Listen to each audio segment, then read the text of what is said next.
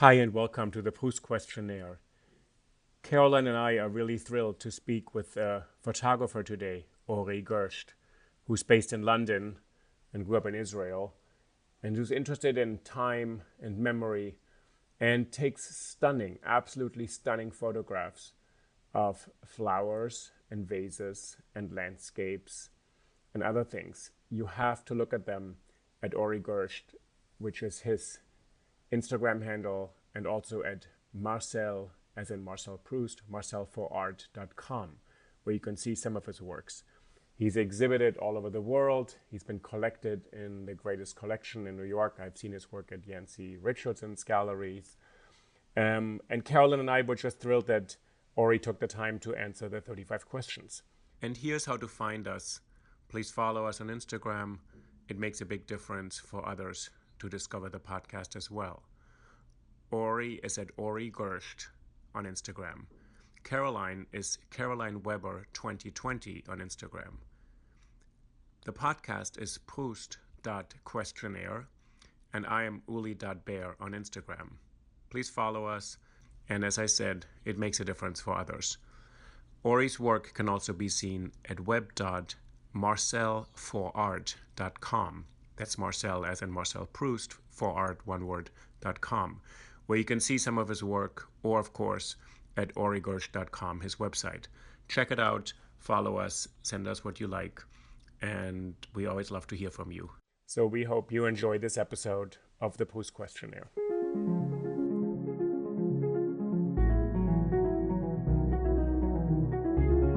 Welcome to the PROUST questionnaire. 35 questions giving us insight into what makes creative people tick.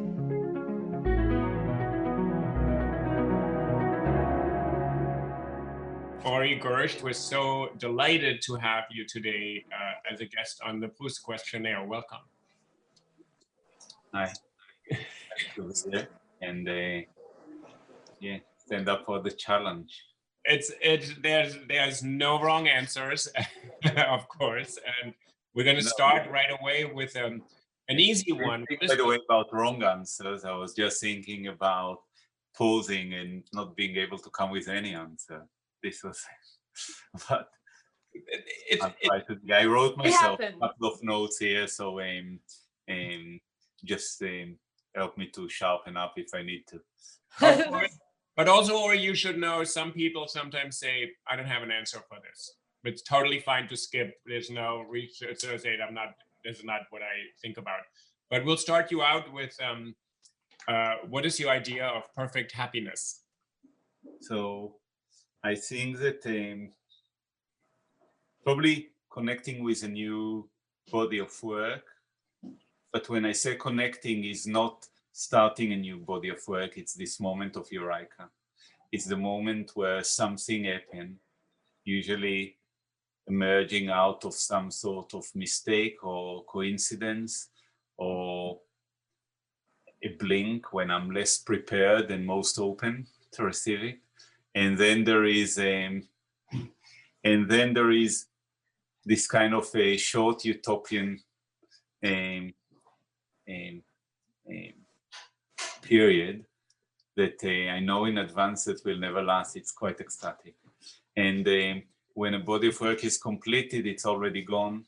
There is something strange. I used to think that when I come to an opening of an exhibition, I attend my own funeral because the work is already gone and everyone come to congratulate and to be there at something that I already kind of send away. And I'm standing in front of the abyss and I think, shit, what I'm going to do tomorrow. And I developed strategies to deal with it over the years.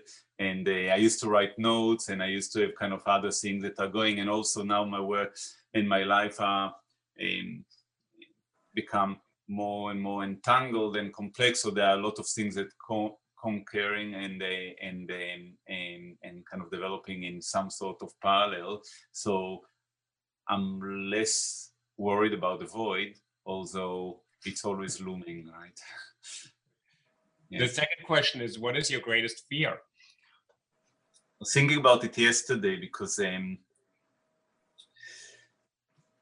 before my children were born, I used to think about myself as a fatalist, and there was a point, there was an incident in my life that I felt redeemed me from the fear of death, and I thought now, I can just jump from any window. And it was after a close friend of mine died when she was 30, and she was living with with me at the house. She had the issue with her parents. She died of cancer, and there was something about her clarity when she was going through the final stages. And then I kind of not so long after, I went on my first major trip to Sarajevo at the end of the war, just on my own with a sleeping bag and a tent. I was driving from London. It was all these kind of open journeys and open-ended experiences. Sarajevo was all covered with minefield when I arrived there. It was right after the war, and my kind of interest of what happened to a place that all of a sudden the media and the rest of the world are turning away because the drama is over. There is something very opportunistic, despite all the kind of the moral reasoning to support and to instigate an issue. So I was very much kind of interested in going around this time. But I have to say, things changed when my children were born. And when my son was born, he was born around Christmas. And Noga, my wife, came home. And for the first 2 weeks, we just stayed at home. We hardly left. It was Christmas time. And then first time I left, I think it was about 10 days after. I was driving my car and I felt, wow, this is very strange. I felt as if my consciousness was expanding, and my sense of self was transformed. I wasn't just me. There was something else there that was always with me. And this has consequences. It took me a long time to be able to live with that and to understand this. And from being what I assumed a kind of fatalistic life, I became I feel in retrospect, maybe a little bit over protective in some way. And so when you ask me this question, I think that the fear or anxiousness about not having any money, not because of myself, but not being able to provide for my kids' home. I mean, the fact that the risk of being expelled from our home, not being able to provide food for them and education. I mean, there is a responsibility, and again, not to myself. So if you ask me about the fear of dying, I'm not worried about dying, but I'm worried about leaving them without a father, and my wife without an husband. But particularly, I'm talking about the children, because the helplessness stage of being born and coming to this world, it's such a profound moment, and the relationship that evolved from that point are very, very difficult to digest and to learn how to cope with. Anyway, I would say. Yeah. What is the trait you most deplore in yourself? I saw that maybe it has to do with the fact that I tend to I'm very kind of energetic and very excited, and maybe sometimes my excitement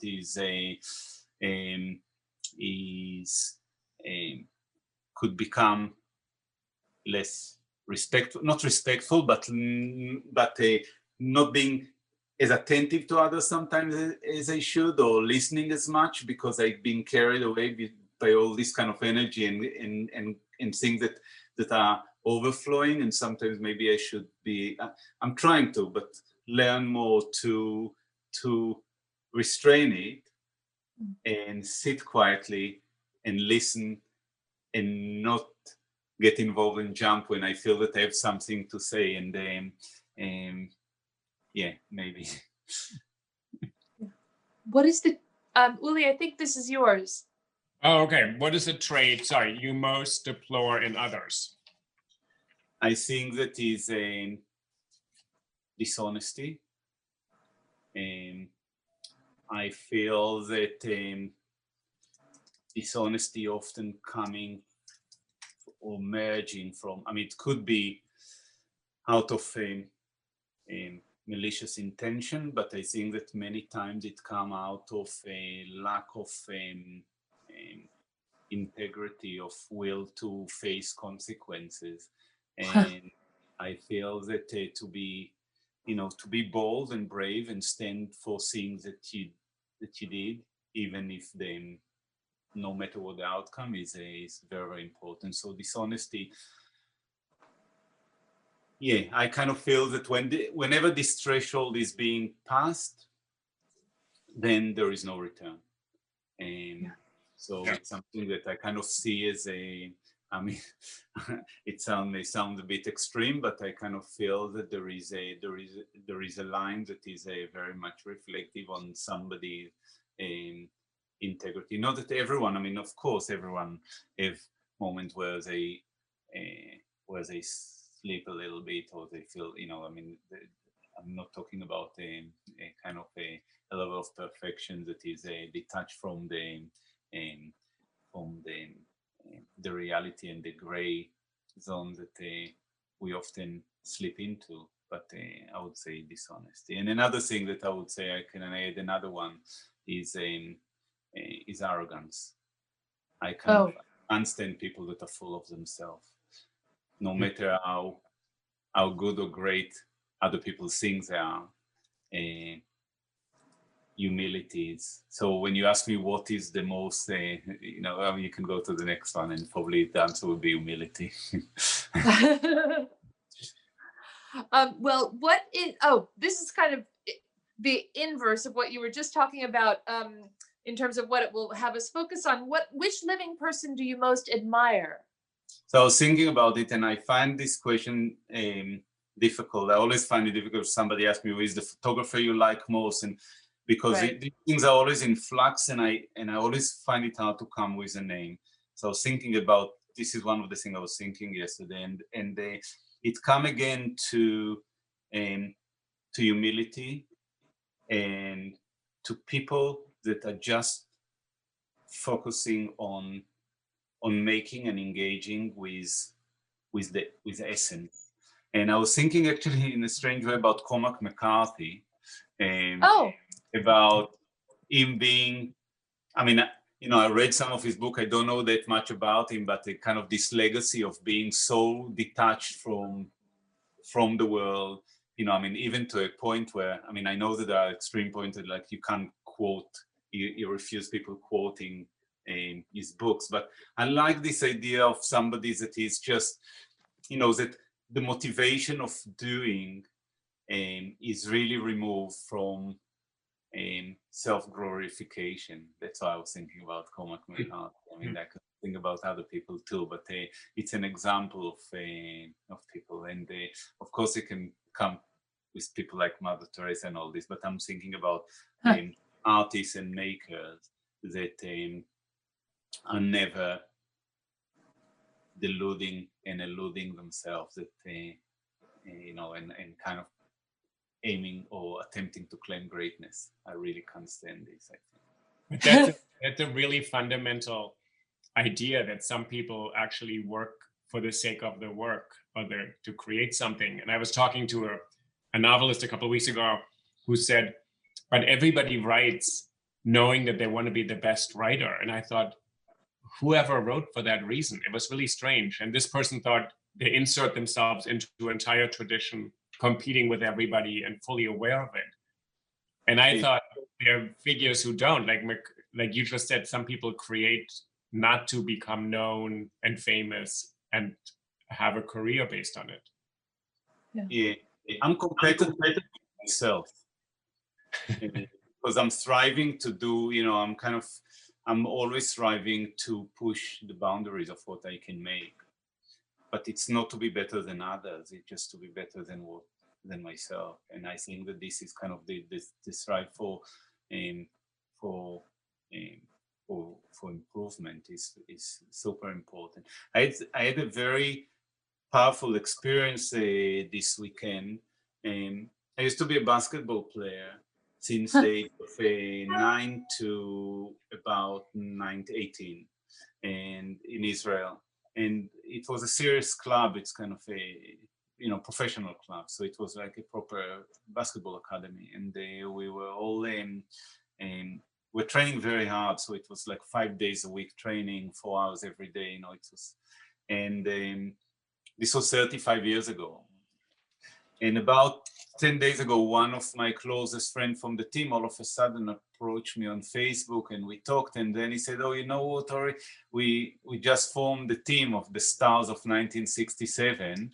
And for my 50th birthday, my wife surprised me, and some of the players came and they did a game and all this." So I joined the team, and we connected with others. Before we knew it, we were all of us, like 12 of us over there. And so I kind of called a Zoom call, and we all connected, and it was an amazing meeting. We sat for 3 hours together. Part of it was nostalgic, and we called moments from different games and from different tournaments and all the rest of it. And some of it was reflective on what each one of us is doing now. And I'm saying this, one of the things that I found most touching in this is how generous everyone seems to be in complementary to each other. And when you play in a team, you have this double edge because it's super competitive, and you fight for your position, and there are a few other players in the team that fighting for exactly the same sport. So in training and in game, you have to prove that you are better than them, because if not, you're on the bench. And yet when you're on the bench and they do something good, you have from the bottom of your heart to celebrate this and to support them. And there is something about it.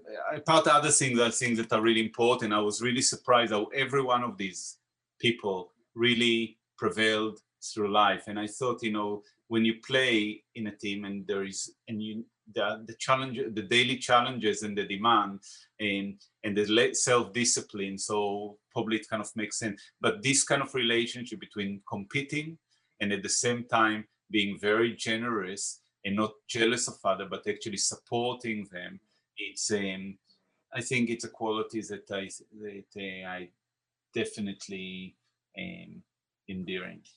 Yeah. Ori, what is your greatest extravagance? I was thinking about it, and I'll say something quite maybe surprising.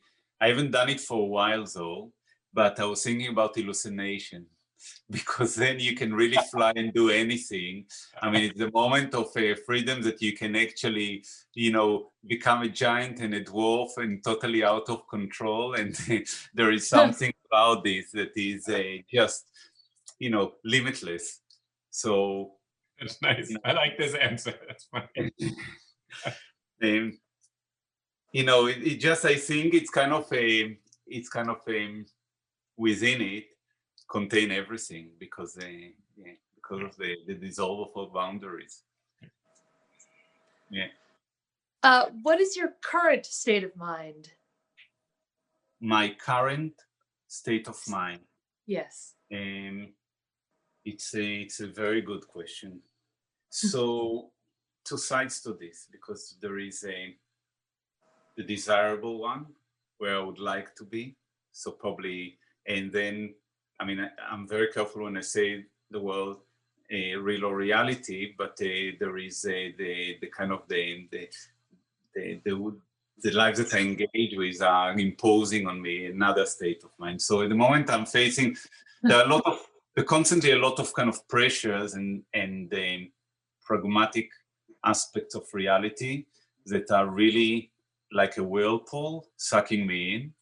And there is a desire to free myself. So at the moment, in a strange way, since the beginning of COVID, I began writing. And I'm writing like, it's a prose and it's a long form. I mean, just growing and growing. It's something I haven't done before. And I wake up my time is quite limited. So I wake up at between 5 and 5:30 every morning. And fortunately, the routine changes at home constantly, because the kids are home studying, schooling, and then they go to school, and then it's Easter break, and all life are kind of determined around their routine. So I'm trying to but every morning I come and I do this.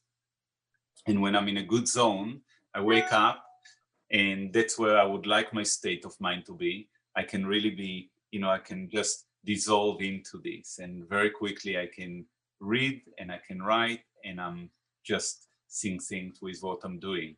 And when there are all these external pressures and kind of problems that are happening, like for example, I was working on a very ambitious volumetric VR virtual reality project, and it was filmed at the Intel studio, and then after 2 years, all of a sudden I got an order they're closing the studio. So I have to deal with this. So things like this is just an example. There are a lot of different ones, and kind of tend to just infiltrate into my mind and really unsettle me. And it could be also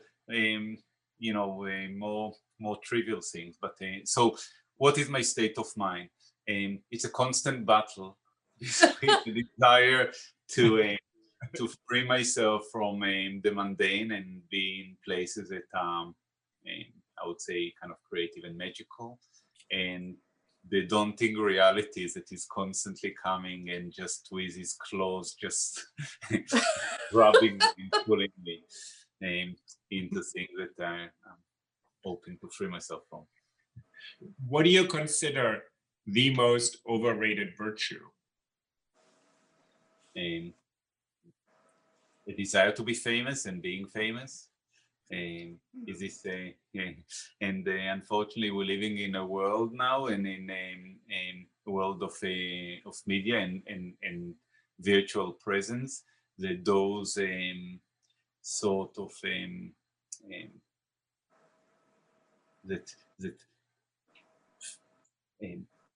hollow fame become a kind of one of the most desirable ambitions for so people around. And I have to say, when I was kids, I was taken by this, and of course there was something glamorous about being famous, but I really deplore this.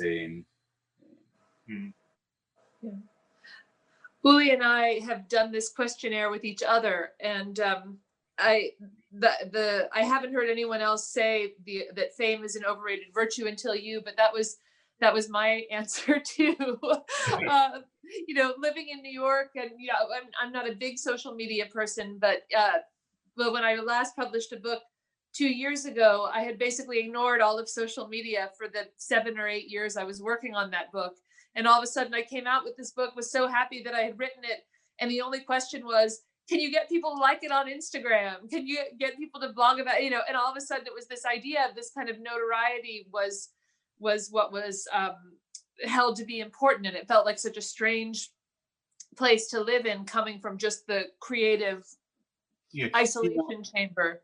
I'm engaging with the media and with whatever you kind of call, kind of fame. But look, I make work, and it's beautiful when people are experiencing it, and it's most beautiful when people are being touched by it. And of course, I want my work to be experienced and be seen. Right. So I don't want to sound too extreme. It's not that I'm on Instagram and I'm confidently doing interviews and all the rest of it. But what I don't like about it, it's where fame become about fame and not about something that's much more, something that is fundamentally important, and that it's not driven by a genuine desire to make our human experience better to each other, to enrich each other, and these are the values that I think are being often left behind. And I kind of find it also in the art world. There is so much, it becomes so much about big galleries and collectors, and what is being, I feel, kind of left behind is the process of making, the photosynthesis. Artists are the prime source of this ecosystem, and so often just being sidelined because this is, by the way, I'm involved in a digital platform, in an app that we started 3 years ago, and it's about empowering artists and giving artists the tools to run their own businesses, kind of thinking about them as a business. So because there's so many artists now and up and coming artists that don't have a gallery and will never have a gallery because the ecosystem changed so dramatically. And how do they exist in the world and how they have presence. I mean, this idea of how they have presence, and I'm not saying about fame, but it's like you need your work to be seen in order to be able to develop some sort of career that will allow you to make more work. It's kind of course, yeah, perpetuating experience. So anyway, so that's my answer to that. What is the name of that initiative? It's called Marcel Art. It's on the App Store. I mean, I assume you have an iPhone. Mostly for an iPhone. So yeah, it's called Marcel Art. It's a free platform. It's very image driven. It's very intuitive. The idea is that artists, most artists don't have any inventory, for example. So all the works, they never know what they've. It's very easy just to upload work, to organize it in collection, and then you can create a website in 30 seconds, literally. It's connected everything, and every work you upload, the system, we created it, we call it a magnetic UID, tracking the work. So the work is building its own narrative or provenance over time. So for example, if I send you an email, the thread is not between us, but it's also connected to the work. There is a Gmail integration. So you can click on every work and see every conversation that was done around it. So the work itself becoming this sort of a center of experience. And it's not about all the people talking about it, it's about the work. That's amazing. That's really wonderful. It's easy to remember for our listeners because it's Marcel Proust's first name. So it's Marcel for art. Marcel Art. You don't have some Marcel Art. It's a free art. And we'll put it we'll put the link in the website. Yeah, that's great. Yeah. Oh, that's wonderful. On what occasion do you lie? So we talked about the basketball, and I have a memory of lying. One of the big problems that all basketball player have or kind of fear is not to grow, right? My father was a 6'4", 6'3", and there was actually one more player, but I was the only player I would say in the team that was shorter than his dad, due to drive me insane. So I used to lie about the size of my feet. I always used to ask for shoes one size bigger. No. and also about my height. I used to stretch myself so much, hoping so. Did it work? Do you think you got a little? I think I stretched my hands playing piano as a kid.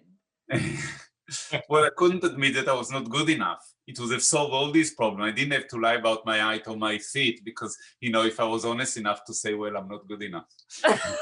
So I probably lied about this too. But sometimes it's important. I mean, not admitting that I was good enough was important because otherwise I wouldn't work and be so disciplined to try to improve myself. So there is a risk if you admit about anything, because I think that sometimes will and determination prevailing. So there were players in the team that were like great talents, but they never put out work, and they burn much quicker than those who were less talented and were willing to really, because sometimes you can open magic. I mean, in sport it's very difficult. I suppose in art too, because there is sometimes a cap that is very difficult. That you feel it with certain things. When you're really, when I used to be a kid, I used to believe that every person on this planet, I was less than 10, I was maybe 8 years old. Every person on this planet was born with one thing, one virtue, one talent that they are the best in the world in. The lucky one, finding it in their lifetime. The unlucky one, this thing was not invented while they were alive. So there was a kind of a mismatch. And this kind of desire, because when you find something that you're really good at, of course you need to work hard and you need to be very persistent. but when you find it, the matcha is, everything is coming with great ease too. I mean, if you don't work hard, of course, nothing happens. But things are, you know, you kind of, you feel that you're really in your element, and then if you bring to it hard work, then it's fantastic. It's a Yeah. Michael Jordan flying to the basket. He always worked hard, but you know, to see this kind of supreme talent is quite beautiful. It's magic. Yeah. Yeah. Maybe, I don't know if this will relate to your feet or your height, but today, what do you most dislike about your appearance?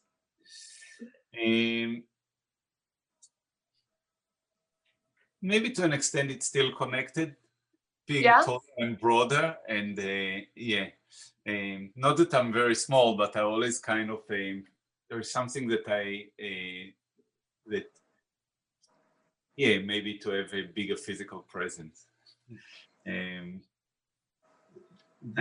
But you know something, I have to say something about this too. There are other things that when I was brought up I had to deal with. I mean, nothing dramatic, but I had to deal with. And there was a point in my life when I kind of came to a realization that if I'm too shy, and if I don't accept myself, then my life will always be, to an extent, miserable. There is something about, you know, I was born into this skin, right? And if I totally accept it, and I'm not afraid or shy of anything, so what? So there are certain things that are not great, but if I start to kind of love them and accept them, there will be. And actually, I talk to my kids about this because, you know, it's like I see, you know, as a kid, you kind of, many of the deficiency are turning into lack of confidence, you know, so you cover your ears because you don't like your ear, all these sort of things. But if you start to really love your ear because they're unique, there is something so beautiful about it, and all of a sudden it becomes a strength, and then no one can bully you, and you not worry about it. And so, for example, you know, I have a lot of spelling mistakes, and because I have dyslexia. When I was a kid, it was unrecognized. So I was the last kid in class that the teacher allowed to move to have a pen license. I actually had to go to the teacher and ask her, and I was the last in the class, can I start to write pen? And I remember this, and it was an embarrassing moment. My daughter also have dyslexia. Over the years, I start to think I don't actually worry about it. If I have spelling mistake, there's something so humane about spelling mistake. You know, everyone wants to be like a machine that they don't have mistake. You know, everything is correct. There is something, you know, quite emotional about imperfection that I kind of enjoy. So that's part of who I am, and it can be funny and it can be ridiculous. Even if I'm not worried about it, then other people have problem with it. It's not mine anymore. So that's in regard to what I am. Despise. I have no, I mean, because there is limited amount of time. I mean, you can constantly deal with how you could be better in this and what's wrong about you here and what's wrong about you there. And it can be such a daunting experience to be alive when you constantly are being pulled down by this thing, rather than to say, that's what I am and I want to celebrate it and sort it all. Which living person do you most despise? I think I said it earlier on. I won't point at an individual, but it's people that are really full of themselves. Yeah. People that are arrogant. People that are coming to the room and they think that they're better than other people that are sitting around. And I just, I can't stand it. What is the quality you most like in a man? I think that I would say sense of humor and a blend of soft and hardness, this kind of this double edge, and something about a smile and a glow, that a spark in the eye. What is the quality you most Let's like say about women. in a woman? This is a very No, I actually I like soft and hardness. This kind of the double edge of the two. I really like.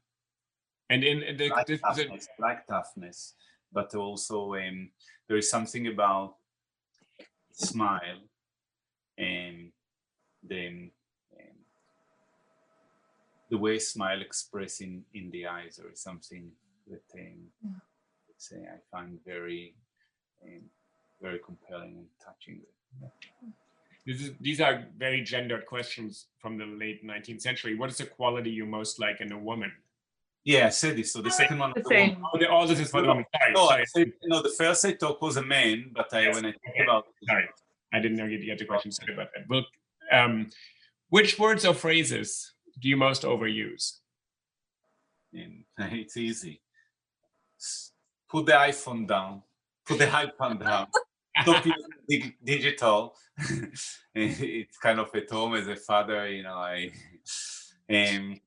I never sure that it's the right thing to say, but I keep saying this because I come with a set of values that may be totally irrelevant to the generation that is kind of being brought up to this world, and maybe by stopping them doing this, I am depriving them from skills that actually will allow them to succeed in life.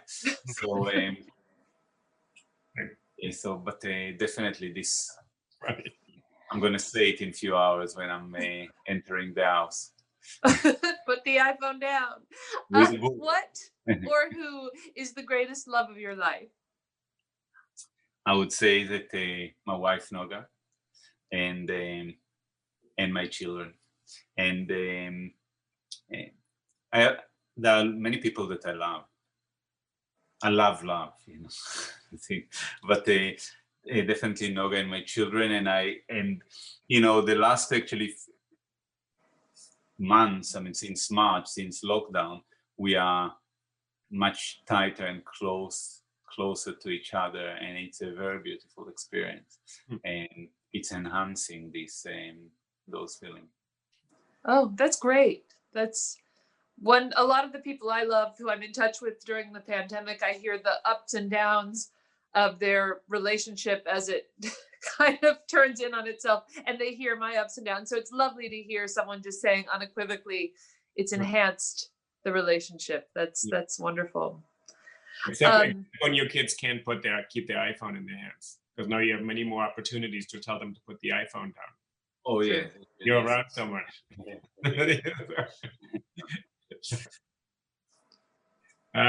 When and where were you happiest? I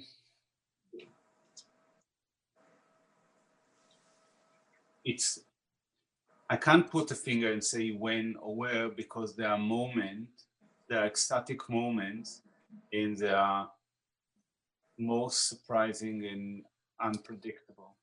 And so, of course, falling in love is kind of one of the moments where this feeling of extreme boundless happiness is kind of popping up. And I was only once I was gliding. I wanted to see vultures, and I went to glide in the mountains in the north of Israel, and this was quite a sensational feeling of happiness. And there were moments of traveling on my own, like the trip I mentioned to Sarajevo. I did few trips like this that are quite solitary and extremely lonely, and sometimes I find great happiness then. And so they're not tied to a place and a particular moment. There is something maybe they're much more connected to a certain existential feeling, and you know, kind of love and solitude. I mean, I don't want to sound over dramatic, but those kind of, there are certain moments where these things is just this kind of happiness is just sitting through, and you know, kind of, I don't know, charging the soul or whatever it is. Mm-hmm. Mm-hmm. Yeah. Which talent would you most like to have? To be able to play the piano and to sing in tune. And I'm awful. I am tone deaf. My aunt in Israel, she's the most famous singer ever. She performed in New York. We are not blood connected. She was married to the brother of my mom. So I mean, it's not like a genetic. That's why you didn't get the perfect voice. Yeah, there was no reason for me to get it in place through the genes. But she performed in Carnegie Hall. She performed at the Barbican. She did a lot of klezmer. Anyhow, but when we were kids, she did children album, and she needed some backing vocals. So she invited me, my sister, and her daughter to do the backing vocals. And of course, I was so out of tune, but I was like 6 or 7, and I was not aware of being out of tune. And and the producer was kind of giving me a hard time all the time, and I couldn't, do anything about it. It was just so embarrassing. And but this never stopped me from singing loud when I feel like it. Great. So I mean, so it can be unbearable for people around sometimes, but I mean, this is the downside of accepting myself. Right. Actually quite nice. If you could change one thing about yourself, what would it be? If I could change one thing about myself, yeah, I wrote some of these things, but I can't follow them, so I'm just saying. So, last week I met with my basketball team, so I would have said, to be taller and become a basketball player, when I was younger. But then there would have been consequences, because maybe the life that I pursue would never been what they are. So I'm very conscious of saying I would have liked to change anything. I'm not deterministic, but in the Kabbalah, there is a phrase said that in Hebrew it would say, "Akol tzafui v'harashut netuna." Everything is predicted, but the choice is ours. And it's this kind of, and we can talk, of course, about sentences like this forever, but this kind of tension between determinism and choice. I think it's very poignant. And so when you ask me what I would have changed about myself, the devastating consequences for every change, according to the chaos theory. So, as a butterfly, I'll be very conscious about waving my wing in different directions, because I'm pretty contained and happy with the life that I was given. This next question relates to this. What do you consider your greatest achievement? My greatest achievement. So, I was thinking about this. I don't want to talk about family and all this, because, of course, very important thing, and there is something about achievement that is backward looking, and I really want, hopefully forever, to be forward looking. Thinking about Walter Benjamin and Angelus Novus of Paul Klee. You look at the past and all you see is just wreckage upon wreckage. And the problem is that if I look at anything that I say, oh, this was a great achievement, then there is something about it that is a little bit morbid. My greatest achievement, I hope, will be what I haven't made. And it's the process of making. It's not about attainment, I think. Yeah, so my greatest achievement is constantly pursuing making.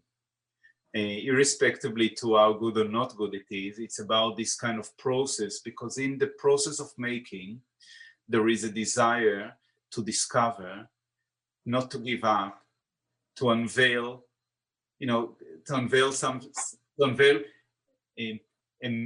sort of the magic and the beauty and the poetry of being alive. And I think this is, if I would say, this is my greatest achievement, waking up every morning and feeling like wow, I want to make something, I want to find something, I want to discover something.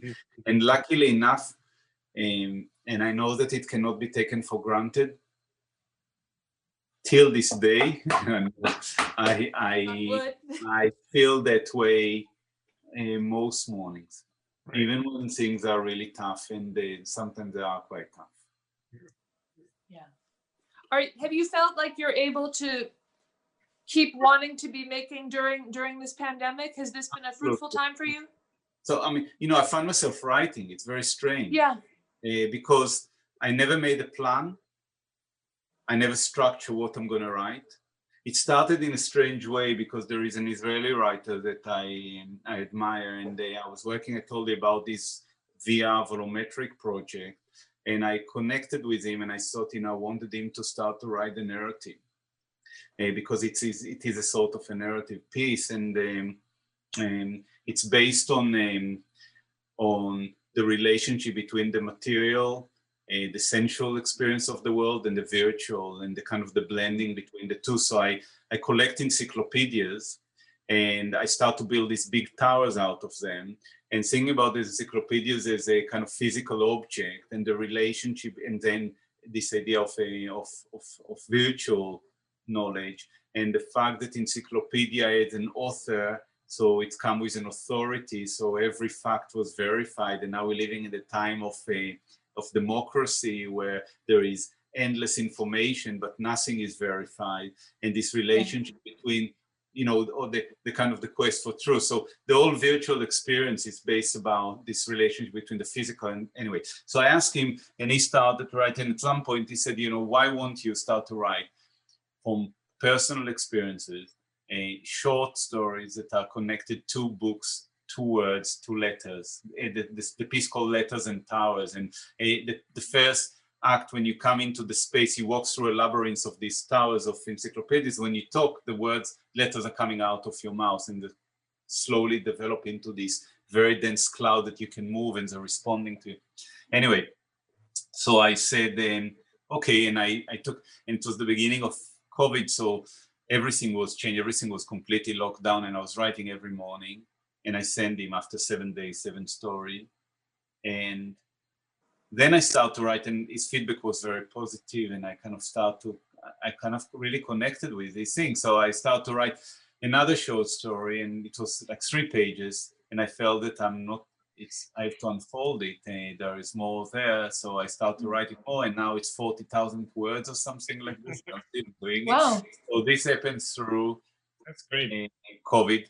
On top of this, we were working on a VR project for a while, and they kind of slowed down. So we had real focus on this, and we're able to work distance, because we were able to put some things on the cloud. So I was able to work with the team.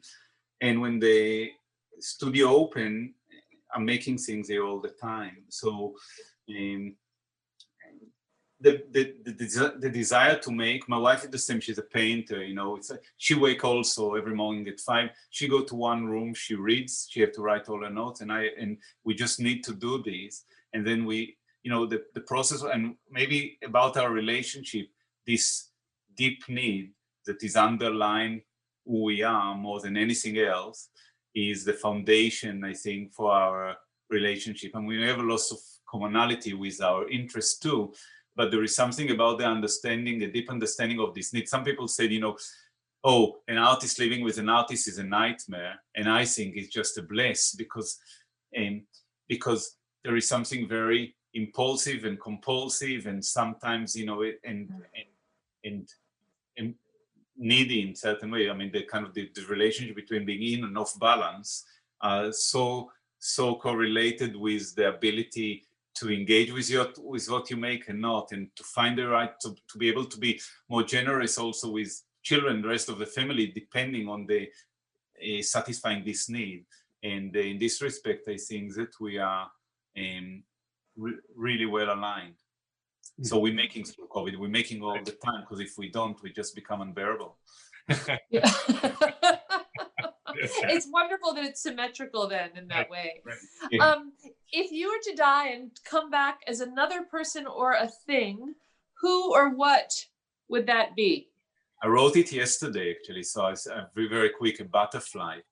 I was thinking to experience life in 24 hours, to go through the entire cycle, and probably it feel like eternity, or it feels like, to have a very different experience of time. It's something that I think would be remarkable. Where would you most like to live? The answer is where I'm living. I was never forced to be here. I chose to be here. There are some issues with London. So when our kids finish school, we may move. I live here for 32 years. So the downside of being here is that I was brought up on the Mediterranean. And so I miss the weather and the sea. And sometimes I have this fantasy. For a short while, when I was a teenager, I used to have a sailing boat. I used to sail, kind of around the beaches of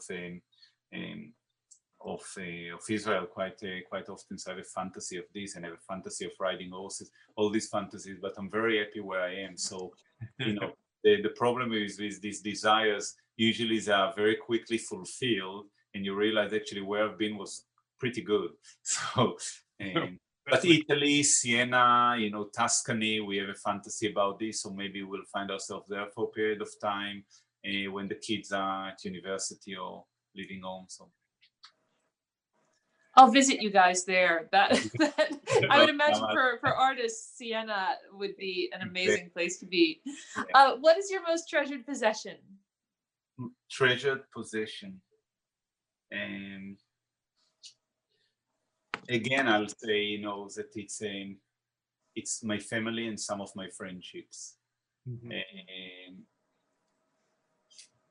I find that physical objects are a real burden. So when you talk about possession, I think about, ownership. Not that I'm not owning, and not that occasionally I don't have a desire to own, but one of the things I enjoy more is to throw things away. Including my own work. I just feel everything become a burden. I really feel, and I have this desire, and so when as I mentioned this traveling, to Sarajevo and all, it's just a sleeping bag, a tiny tent that only my body can fit in, with the minimum I need, and this I find is most liberating. Trip to the desert with nothing and sleeping on the ground. It's the most, that's where I find most satisfying. So you asked possession, right? The question was but the most precious thing to me would be the relationship and family and friendships and What do you regard as the lowest depth of misery? The lowest step of misery.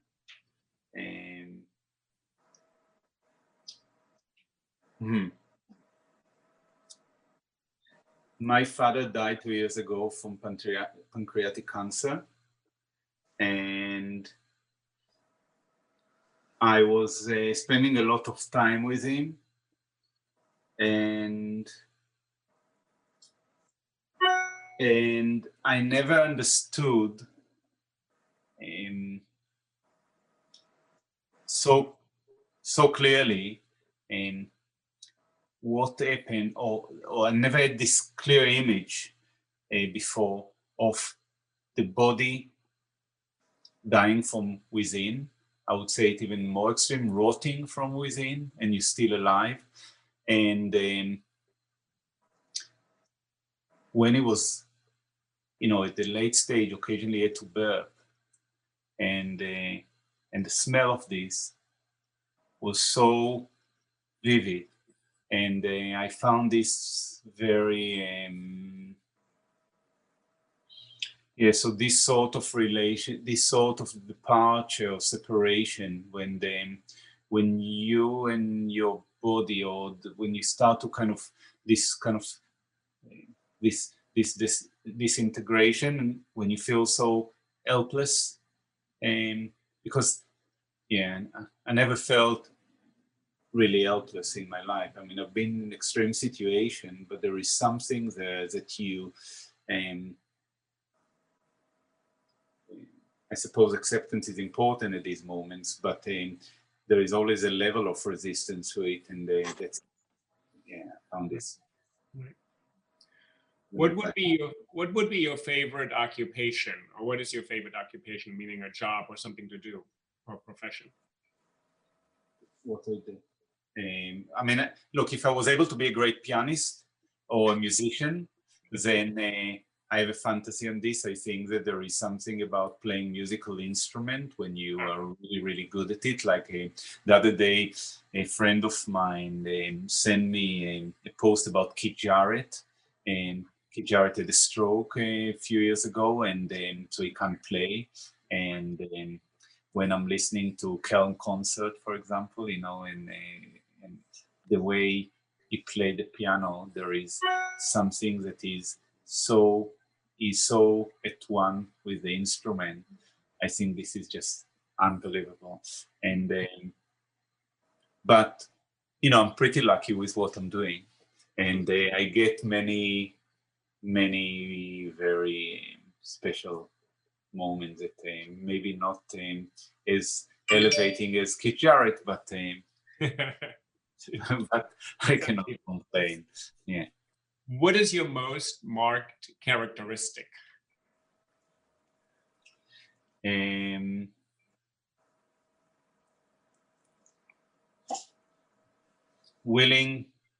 I think willing to help, and a desire to be generous and honest. Mm-hmm. Mm-hmm. What do you most value in your friends?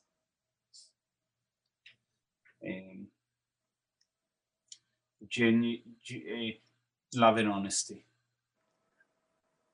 And I love sense of humor, and I like people that are willing to break all boundaries, and I enjoy anarchy. So not that you know, I'm much more I would say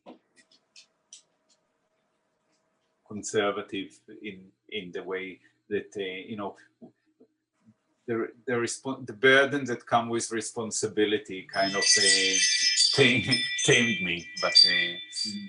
But if you ask about something that I still kind of yearn for, then yeah. Who are your favorite writers? Well, I said earlier, Cormac McCarthy is definitely one of them, and The Bear Faulkner is the book that I really love, and I love The Tin Drum very much of Gunter Grass. Oh, yeah. And for McCarthy, it's Blood Meridian, not none of the other books that I really connected with. And when you think about them, I mean, all the books that I mentioned, there is something quite, I suppose, machoistic about it. They're kind of very much like a bear man in the element, you know, kind of facing the element, and there is kind of the romantic sublime or something like this. Particularly, I think about Faulkner and Bear. I can think of more. Just who is your hero of fiction? So, what fictional character do you resonate with the most?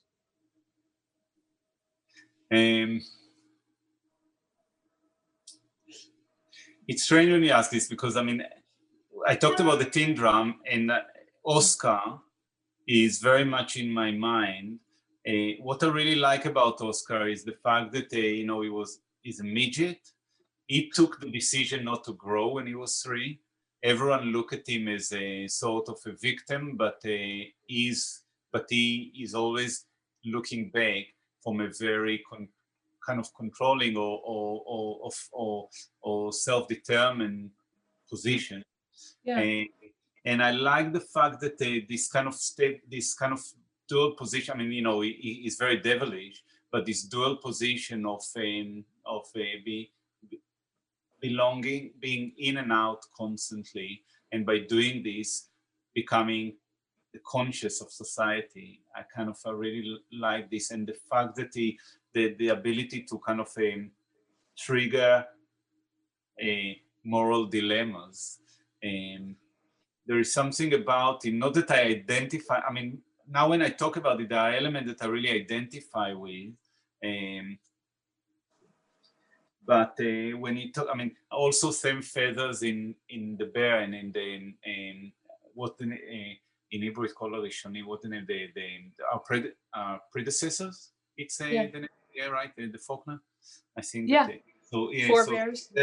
Yeah, so this sort of person that so Sam Feathers is a kind of it's an Indian, it's a native person that they know the forest better than anyone else, so he kind of leads them every winter to their hunt, and his kind of connection with the sense and the touch of the forest, with the way he initiate the boy with I remember the way he put the blood across his forehead after killing the deer, and the relationship with the bear. There is something about this primal relationship with nature that so people like him.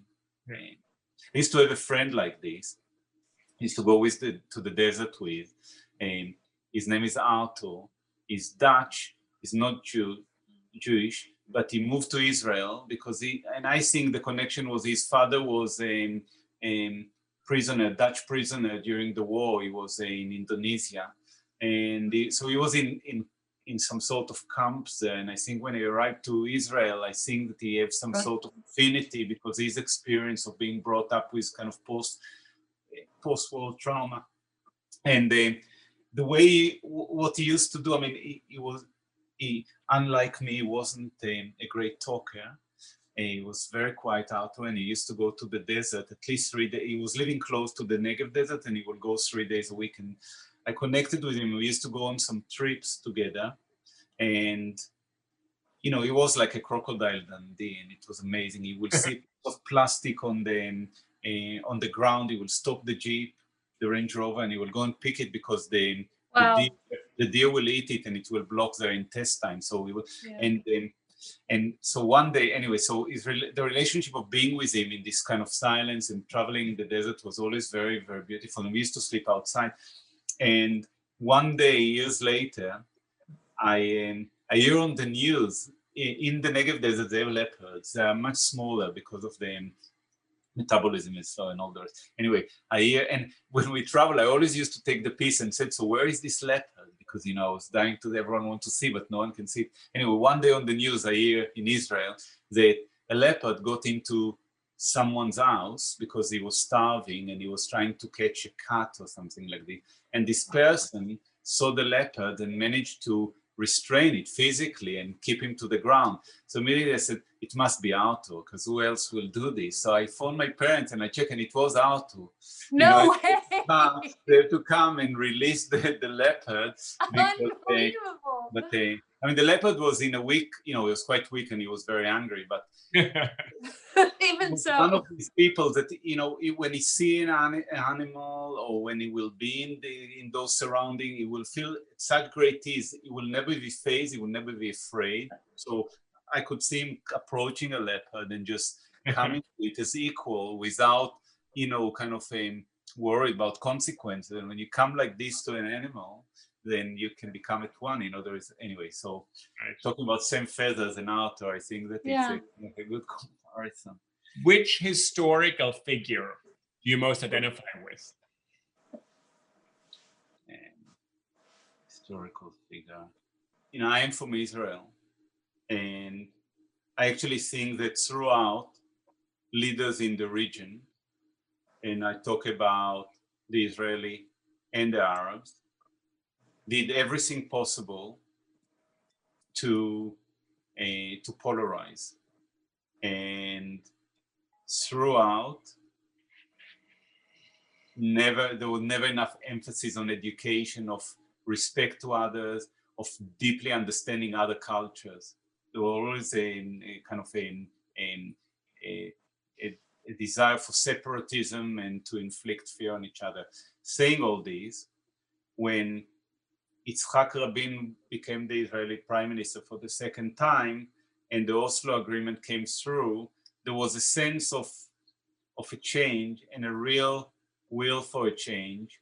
And, you know, Rabin was murdered. So I don't want to turn him into a saint in any way, but he became a symbol of a possibility that I deeply admire. So I could say Rabin. When I was a kid, I don't know why, but I used to admire Mao Zedong. I know now how terrible he was as a leader. There was something heroic from a distance before I knew anything that always felt, you know, it's kind of the Great March and all this kind of heroics that has nothing to do. I mean, the Cultural Revolution is one of the most horrific things happened in human history.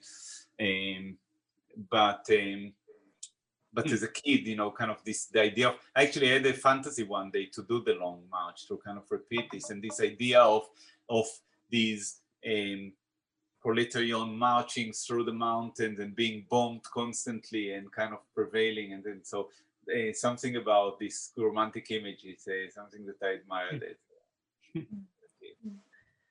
What are your favorite names? Amos and Leah, the names of my children. Yeah. What is it that you most dislike? Most dislike. Having dinner with arrogant and dishonest people. Well, COVID sort of lowered that possibility for a little moment, right? Yeah, so that's why I keep on smiling throughout this interview. No more dinner with arrogant people. What is your greatest regret? I have a simple answer of not becoming a basketball player. Oh. This was my If only your first big feet had grown a disappointment. little more. This was my first big disappointment. And actually, you know, I was talking to some of my friends, and it's strange. It can sound pathetic. I mean, what the hell to become a basketball player? And I've done so many things that are much more enriching and all the rest of it. But the thing about it, and because I was doing it at such a young age, and the level of his investment is so great, and if you not totally buy into it, then there is no point of doing it. So you are in a situation where you just have to believe and just go for it in a way that is, you know, completely blinded. And I was young, so it all finished when I was 18. And it felt like a great, it was a great failure, a huge disappointment. And I resented it so badly. So I stopped doing sport. I started to smoke weed. I was kind of, I was like, just, I don't even, not just doing sport, but I didn't look, I didn't follow, you know, basketball games. I mean, it took me like 6 or 7 years to come back. I'm doing a lot of sport now. I'm watching it, you know, I'm kind of all these things back, but the level of resentment. So I think that there was a real disappointment, and so I would say that it was a regret. Not that I'm regretting it now,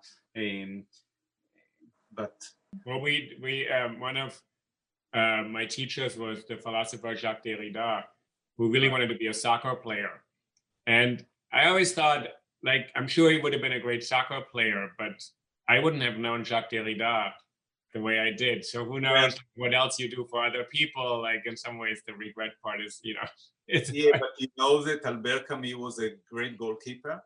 Yes, he was the goalkeeper for Algiers, and you know that Niels Bohr, his brother was a great. I mean, both of them were footballer, but his brother was a great footballer. And in the Olympic, I think they won a medal in the Olympic, and he was the top scorer for Denmark. He was a really much greater than the physicist. His brother, I think, greater footballer than a physicist, but Niels himself, of course, great physicist and footballer. I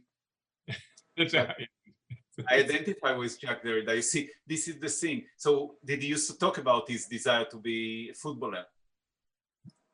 Rarely. because Jacques Derrida liked to talk about himself constantly. That's all he did, but he mostly channeled it into his books. So he always said most of his autobiography was in his writing. So he rarely talked about the personal moment. But he did talk about it sometimes.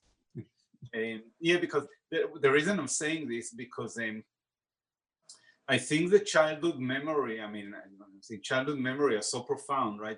There is a friend of mine the other day, I was sitting with him, he had a very difficult relationship with his mom. She also Holocaust survivor, extreme situation. And he said, you know what, recently, since COVID, our relationship are much, much better. He said, I think that she started to suffer from dementia. So she becomes softer. And we sit together and she said, you know what? My memory is so much better. I remember everything from childhood. But then she leaves us glasses on the table and she can't find them for 2 hours, you know, so, but there is something about this, this childhood memory that are really kind of marking and defining. And I think that this thing about, you know, you're asking about regret, and probably I can't remember my regret from yesterday, but I still remember the thing from to be a basketball player. We have 2 more questions for you, actually, okay. 2.5. How would you like to die? Should I say making love? Should I say, I don't know, something quite, I would like to die in a band with something that is, to feel my heart impulsating, not a heart attack where it's kind of, you feel that it's kind of an elephant stepping on it, but in an ecstasy. I would like to die in ecstasy. Yeah. What is your motto? To retain ecstasy as much as possible, because you never know when you're going to die. You know, if I don't keep this correlation, it will be a disaster. Yeah. Jerry Lewis died when in his sleep, right? I don't know. I don't know. Yeah, why do you ask? It was like 92, because everyone is kind of, they're like the biggest fantasies of people, right? To go to sleep and never wake up, as if it's a great thing. I mean, I think that the moment you die, probably time expands so much that these kind of transitions, irrespectively if you're alive or dead, are probably feeling like the butterfly, you know, like then your entire lifetime can expand. We have a tendency to imagine our life, and we're talking about PROUST here, but we have a tendency to imagine our life as a kind of a linear path at a particular rhythm. But of course, it's not like this. I think sometimes what happened at the moment when you die, you know, it's like, what open up there, you know, what is kind of going in this, right. It kind of on the when you talk about the membranes of that you kind of, you cross this membrane, this transition. Yeah. Ori, we have one more question we ask of all of our guests, which is, who would you like to hear answer these questions?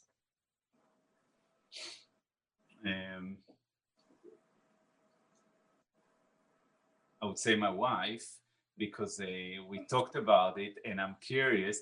Actually, she had to bring the kids from school, otherwise she was probably curious to sit and listen. But I'm pretty sure, I mean, of course she will get the link.